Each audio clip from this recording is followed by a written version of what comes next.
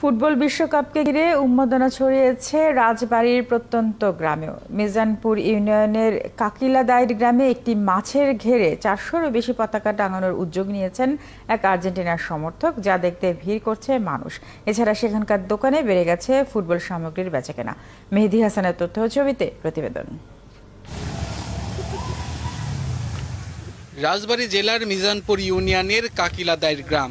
এখানকার 500% জমির একটি মাছের ঘেরে উঠছে শত শত আর্জেন্টিনার পতাকা, আর তাদের মাঝে বড় করে টানানো রয়েছে একটি ব্রাজিলের পতাকা। মূলত বিশ্বকাপ ফুটবলকে ঘিরে গ্রামটিতে চলছে পতাকা টানানোর মহোৎসব। শুধু ঘের নয়, প্রতিটি রাস্তার দুপাশে ছেয়ে গেছে আর্জেন্টিনার সমর্থকদের টানানো পতাকায়। কারণ এই গ্রামের সবার প্রিয় দল আর্জেন্টিনা। প্রায় 2 শতাধিক পতাকা ওড়ানো আছে, আরো ইচ্ছা আছে প্লাবন উৎসব আমরা আরো 2 শতাধিক পতাকা আমাদের ওইখানে উত্তোলন করা। আমাদের এখানে একটু বেশি টানা রয়েছে, কারণ আমরা আর্জেন্টিনাকে অনেক ভালোবাসি।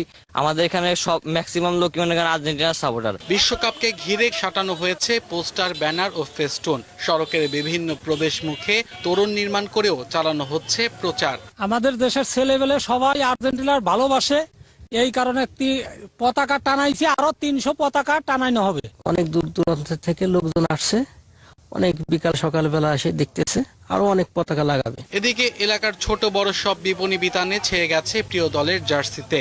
সঙ্গে রয়েছে পতাকা ও হাতের ব্যান্ড সহ বাহারি সব পণ্য। ক্রেতাদের সরব উপস্থিতিতে জমে উঠেছে বেচা কেনা। আগে থেকে কেনা অবশ্যই ভালো, জার্সি চলতেছে ভালো, ব্রাজিল আর্জেন্টিনা এই দুটোই বেশি চলে আর কি, অন্যগুলো খুব চলে। জার্সি বেশি বিক্রি হচ্ছে এবং বল টল বিক্রি হচ্ছে, তো আর্জেন্টিনা ব্রাজিল এগুলো একটু বেশি আর কি। প্রিয় দলের প্রথম খেলা দেখতে অপেক্ষায় প্রত্যন্ত এলাকার মেসি ভক্তরা। আব্দুল আল মামুন, ৭১।